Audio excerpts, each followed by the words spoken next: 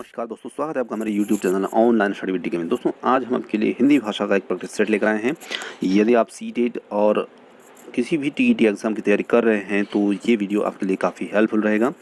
तो दोस्तों यहाँ पर सबसे पहले हम हिंदी भाषा का एक पद्यांश जो है ये कविता के रूप में है, तो उसे हम देखेंगे। यहाँ पर कविता की कुछ पंक्तियाँ दे रखी हैं और इन्हें पढ़ करके हमें इससे संबंधित प्रश्नों के उत्तर इसमें देने हैं। तो चलिए देखते हैं कविता की पंक्तियाँ किस प्रकार की है।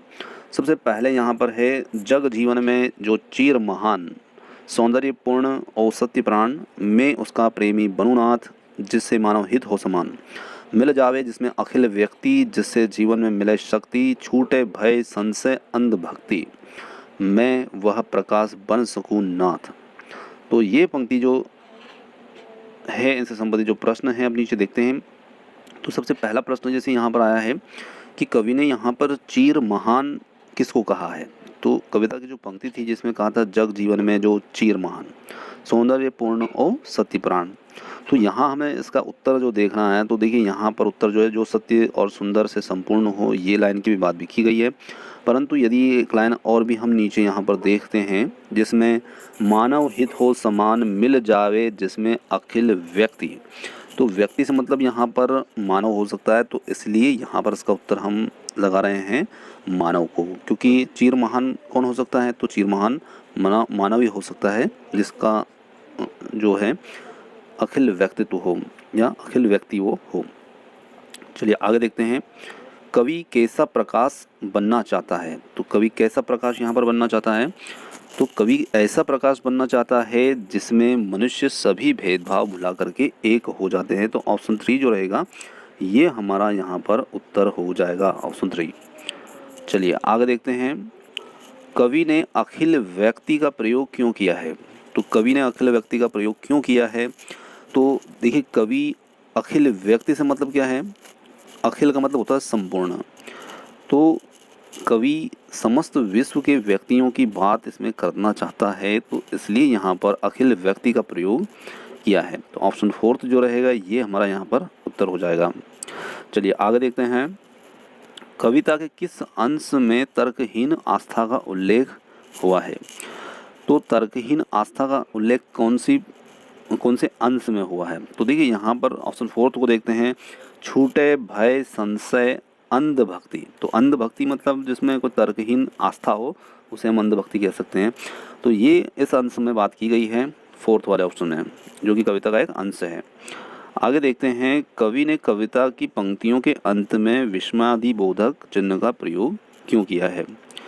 तो देखिए कविता के अंदर विस्मयादिबोधक चिन्ह का प्रयोग पंक्तियों के अंत में हुआ है, और वैसे इसका प्रयोग हम आश्चर्य, हर्ष, शोक, घृणा, विस्मय आदि भावनाओं को व्यक्त करने के लिए करते हैं, परंतु वो हम पहले करते हैं। तो यहाँ पर पंक्तियों के लास्ट में इसका प्रयोग हुआ है। तो लास्ट में प्रयोग यहाँ पर जो है, तो हम यदि कह सकते हैं इसको कि इससे कविता का सौंदर्य जो है ये बढ़ता है। तो ऑप्शन 2 जो रहेगा ये उत्तर हुआ है। आगे है, कविता का मूल भाव क्या है। तो कविता का मूल भाव क्या रहेगा, तो यहाँ पर कविता का जो मूल भाव है तो वो है कल्याण। तो मूल भाव जो है ये कल्याण है, इसका मूल भाव। चलिए आगे है, अब आगे हमें गद्यांश को देखना है और उस गद्यांश को पढ़ करके कुछ प्रश्नों के उत्तर देना है। और यदि आप सीटेट का वीडियो फर्स्ट टाइम पर देख रहे हैं तो आपको बता दें कि इसमें हिंदी भाषा में एक कविता पद्यांश आता है और एक गद्यांश आता है, और 15 प्रश्न इनसे संबंधित होते हैं और 15 प्रश्न जो हैं वो हिंदी पेडागोजी से संबंधित होते हैं।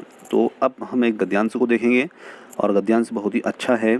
चलिए देखते हैं, मैं जिस घर में रहती थी वहाँ मेरी आदत बहुत सवेरे उठने की थी। एक दिन उतने सवेरे एक छोटा बच्चा जो 1.5 साल से कम का होगा मेरे कमरे में आया। मैंने सोचा कि शायद वह भूखा होगा और उससे पूछा कि वह कुछ खाना चाहता है। उसने उत्तर दिया कीड़े। तो उस बच्चे ने क्या उत्तर दिया, कीड़े। तो मैंने आश्चर्य से कहा कीड़े। जब उसने देखा कि मेरी समझ में उसकी बात नहीं आ रही है तो मेरी सहायता के लिए उसने एक शब्द और जोड़ा, अंडा। तो मैंने अपने मन में सोचा कि इतने सवेरे कुछ पीना चाहता है क्या, आखिर कहना क्या चाह रहा है। उसने फिर कहा नीना अंडे कीड़े।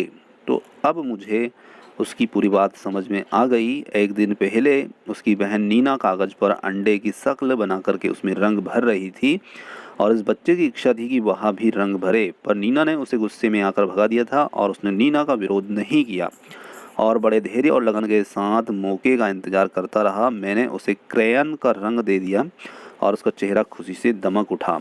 उससे अंडे के आकार की रेखा नहीं खींची गई तो मैंने उसके लिए चित्र बना दिया। फिर उसने अपनी टेढ़ी मेढ़ी लकीरों में उसमें रंग भरना शुरू कर दिया। उसकी बहन सीधी रेखाओं में रंग भरती थी और उसने कीड़े की तरह लहरदार रेखाओं में रंग भरा। अब चलिए हम इससे संबंधित प्रश्न को देखते हैं। तो सबसे पहला प्रश्न यहाँ पर आ रहा है कि बच्चे ने कीड़े के बाद अंडा, नीना अंडे कीड़े शब्दों का प्रयोग किया। अब बच्चे ने क्यों प्रयोग किया, तो वह ये जान गया था। बच्चे ने जैसे पहले बोला था कीड़े, उसके बाद बोला था उसने अंडा, फिर उसने कहा था नीना अंडे कीड़े। तो मतलब बच्चा यहाँ ऐसे शब्द का प्रयोग उसने क्यों किया था, इस शब्द का और उसके बाद इसका और उसके बाद इसका। तो बच्चा ये जान गया था कि लेखिका को उसकी बात जो है वो समझ में नहीं आ रही है, लेखिका उसकी बात नहीं समझ पाई है, इसलिए उसने नीना अंडे कीड़े शब्द का प्रयोग किया था। चलिए आगे देखते हैं। अनुच्छेद से पता चलता है कि 1.5 साल के बच्चे जो होते हैं वो क्या चाहते हैं। तो 1.5 साल के बच्चे जो हैं वो संप्रेषण के लिए कथ्य के मुख्य शब्दों का प्रयोग करते हैं। तो जिस प्रकार बच्चे ने यहाँ पर चित्र बनाने की अपना विचार जो था वो कहना चाह रहा था पर उसको नहीं कह पा रहा था, तो उसने एक उस शब्द को बोला अंडे कीड़े। तो बच्चा यहाँ पर पूरी बात नहीं कह पाया, मुख्य शब्द का प्रयोग उसने संप्रेषण के लिए कथ्य के मुख्य शब्द का प्रयोग उसने किया। तो ऑप्शन सेकंड जो रहेगा ये इसका हमारा उत्तर हो जाएगा। चलिए आगे देखते हैं। टेढ़ी मेढ़ी लकीरों को कीड़े कहना इस और संकेत करता है कि बच्चा, तो टेढ़ी मेढ़ी लकीरों को कीड़े कह रहा था बच्चा, तो बच्चा की यहाँ पर क्या बात हमें पता चलती है। तो टेढ़ी मेढ़ी लकीरों को कीड़ा कहना इस और संकेत करता है कि बच्चा जो है वो दो अलग अलग चीज़ों में आकृति के आधार पर समानता खोज लेता है। ऑप्शन फोर्थ जो रहेगा ये हमारा यहाँ पर उत्तर हो जाएगा। चलिए आगे देखते हैं। 1.5 साल का बच्चा अंडा नहीं बना पाया, यह बात किस और संकेत करती है। तो यह बात इस और संकेत करती है कि बच्चा जो है वो उसका अभी अपने हस्त संचालन की गति और दिशा पर नियंत्रण नहीं हो पाया है, क्योंकि जब उसके हाथ किस ओर चलना चाहिए, उसकी गति और उसकी दिशा पर बच्चे का नियंत्रण होता तो वो एक अंडे का आकार यहाँ पर बना लेता। तो यहाँ पर हमारा ऑप्शन थर्ड जो रहेगा ये इसका उत्तर हो जाएगा। चलिए आगे देखते हैं। अगला प्रश्न है, रेखाओं को बच्चे ने कीड़े कहा, तो बच्चा वृत्त को क्या कह सकता है। तो हमें यहाँ कल्पना करनी है, जैसे सीधी रेखाएं होती है, टेढ़ी मेढ़ी रेखाएं होती तो उसको बच्चे ने कीड़े कहा, तो बच्चा वृत्त को क्या कह सकता है, तो वृत्त को बच्चा चूड़ी कह सकता है। तो ऑप्शन फर्स्ट जो रहेगा ये हमारा उत्तर हो जाएगा। उतने सवेरे पद में उतने शब्द किस और संकेत करता है। तो उतने सवेरे पद में उतने शब्द जो है ये किस और संकेत करता है, तो ये संकेत करता है ऑप्शन सेकंड की ओर। वह सवेरे का वह समय जितने बजे लेखिका को उठने की आदत थी। तो उतने सवेरे का मतलब यहाँ पर उतने शब्द का प्रयोग उस चीज़ को दर्शाता है। चलिए आगे देखते हैं। अनुच्छेद में से मिश्रित वाक्य का उदाहरण हमें देखना है। तो अनुच्छेद में मिश्रित वाक्य का उदाहरण कौन सा है, तो यहाँ मिश्रित वाक्य का उदाहरण रहेगा, उसने नीना का विरोध नहीं किया और बड़े धैर्य और लगन के साथ मौके का इंतजार करता रहा। ऑप्शन फोर्थ जो रहेगा ये हमारा यहाँ पर उत्तर हो जाएगा। चलिए आगे देखते हैं। अगला प्रश्न है, उसका चेहरा खुशी से दमक उठा। तो यहाँ पर वाक्य में रेखांकित शब्द जो है उसके अंश के स्थान पर कौन सा मुहावरा आएगा। तो जैसे दमक, खुशी से दमक उठा मतलब कि खिल उठा। तो ऑप्शन फोर्थ जो रहेगा ये यहाँ पर आ जाएगा। आगे देखते हैं। इतने सवेरे कुछ पीना चाहता है, क्या वाक्य में कुछ शब्द यहाँ पर क्या है। तो ये कुछ शब्द यहाँ पर क्या है, तो ये एक अनिश्चयवाचक सर्वनाम है। ऑप्शन सेकंड जो रहेगा ये हमारा उत्तर हो जाएगा। चलिए आगे देखते हैं। भाषा सीखने में जो त्रुटियां होती है, तो भाषा सीखने में जो त्रुटियां होती हैं तो वे सीखने की प्रक्रिया का एक स्वाभाविक हिस्सा होती है और जो समय के साथ दूर होने लगती है, क्योंकि हम भी यदि भाषा सीखते हैं तो कई प्रकार की त्रुटियां होती है, तो उनका होना स्वाभाविक प्रक्रिया होती है और जो समय के साथ साथ दूर भी होने लगती है। चलिए, बहुत ही अच्छा प्रश्न था। इसके बाद अगला प्रश्न देखते हैं, पढ़ना कौशल में सबसे ज़्यादा महत्वपूर्ण है। तो पढ़ना कौशल में सबसे ज़्यादा महत्वपूर्ण क्या होता है? तो सबसे ज़्यादा महत्वपूर्ण होता है संदर्भ अनुसार अर्थ ग्रहण करना। ये पढ़ना कौशल में सबसे ज़्यादा महत्वपूर्ण है। चलिए आगे देखते हैं, सुलेखा ने पाठ को पढ़ते हुए जीवन को जिंदगी पढ़ा। यह इस और संकेत करता है कि, तो सुलेखा ने पाठ पढ़ते हुए जीवन को जिंदगी पढ़ा, यह किस और संकेत करता है? तो ये संकेत करता है कि वह अक्षर पहचान के बजाय अर्थ को समझते हुए पढ़ रही है। ऑप्शन फोर्थ जो रहेगा ये यहाँ पर उत्तर हो जाएगा। चलिए अगला प्रश्न है, बच्चे भाषा सीखने की क्षमता के साथ पैदा होते हैं, मुख्यतः ये विचार किसका है? तो ये विचार है ऑप्शन थर्ड, नोम चॉम्स्की का ये विचार है। मैंने चाट खाई और फिर मैंने हंसी, शर्मिला का यह भाषा प्रयोग मुख्यतः किस और संकेत करता है?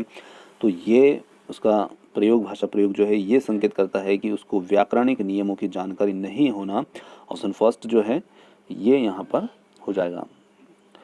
अगला प्रश्न है, लिखित कार्य की जांच में बच्चों की सहायता लेने से, तो लिखित कार्य की जांच में बच्चों की सहायता लेने से क्या होता है?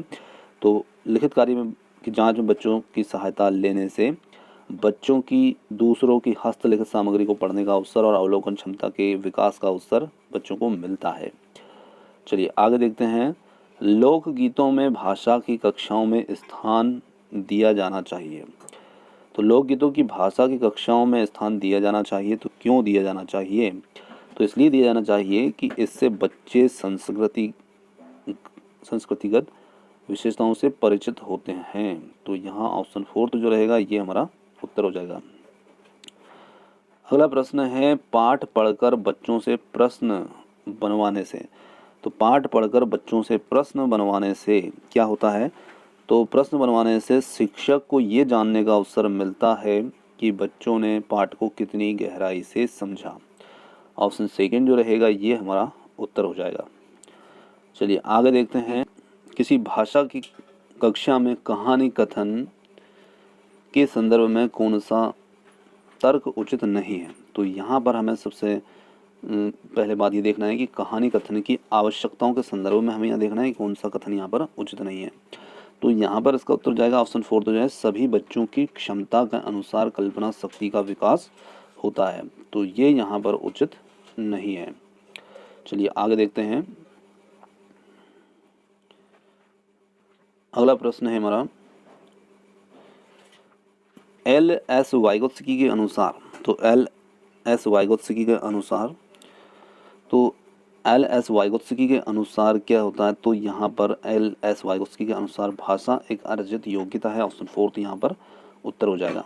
चलिए आगे देखते हैं, अगला प्रश्न है, भाषा शिक्षण के संदर्भ में कौन सा कथन सही नहीं है? तो यहाँ पर भाषा शिक्षण के संदर्भ में जो कथन नहीं सही नहीं है वो हमें देखना है। तो पहला है यहाँ पर भाषा अर्जन और भाषा अधिगम में अंतर होता है, और दूसरा है भाषा शिक्षण में केवल भाषाई शुद्धता पर यदि बल रहता है, और थर्ड है भाषा सीखने में अन्य विषयों का अध्यापन सहायक होता है, और अगला है समृद्ध भाषा परिवेश भाषा अर्जित करने में सहायक होता है। तो यहाँ पर इसका उत्तर जो है ये हो जाएगा ऑप्शन थर्ड जो रहेगा ये इसका उत्तर हो जाएगा, भाषा सीखने में अन्य विषयों का अध्यापन सहायक होता है। चलिए आगे है, एक बहुसांस्कृतिक पृष्ठभूमि वाली कक्षा में भाषा सीखने के बारे में कौन सा विचार उचित है? तो एक बहुसांस्कृतिक पृष्ठभूमि वाली कक्षा में हमें देखना है, तो इसमें इसका जो उत्तर रहेगा ये हमारा रहेगा ऑप्शन थर्ड, भाषा परिवेश का निर्माण किया जाए ताकि भाषा अर्जन की स्थिति सहज बन सके। चलिए आगे देखते हैं, स्वलीन विकार जैसे ऑस्टिक डिसऑर्डर में बच्चा, तो इसमें क्या करता है बच्चा जो है वो अपने सामाजिक अंतर्क्रिया और संप्रेषण में कठिनाई का अनुभव करता है। ऑप्शन सेकंड जो रहेगा ये हमारा उत्तर हो जाएगा। चलिए आगे है, भाषा शिक्षण का संप्रेषण उपागम, तो भाषा शिक्षण का संप्रेषण उपागम जो है ये बोलना वाले कौशल पर बल देता है। ऑप्शन 4 जो रहेगा ये हमारा उत्तर हो जाएगा। भाषा शिक्षण की कौन सी विधि मातृभाषा को मध्यस्थ बनाए बिना दूसरी भाषा सिखाने पर बल देती है? तो यहाँ पर वो विधि रहेगी जिसमें मातृभाषा को मध्यस्थ बनाए बिना दूसरी भाषा सिखाने पर बल देती है, वो रहेगी प्रत्यक्ष विधि। ऑप्शन 4 जो रहेगा ये हमारा उत्तर हो जाएगा। तो दोस्तों ये थे आज के हमारे हिंदी भाषा संबंधित 30 प्रश्नों का एक प्रैक्टिस सेट।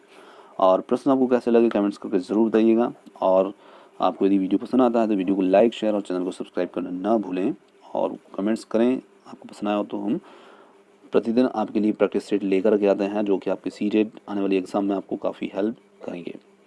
तो आप चैनल पर हमारे साथ इस समय तक बने रहें, उसके लिए बहुत बहुत धन्यवाद। Thank you so much. मिलते हैं जल्दी ही अगले वीडियो में।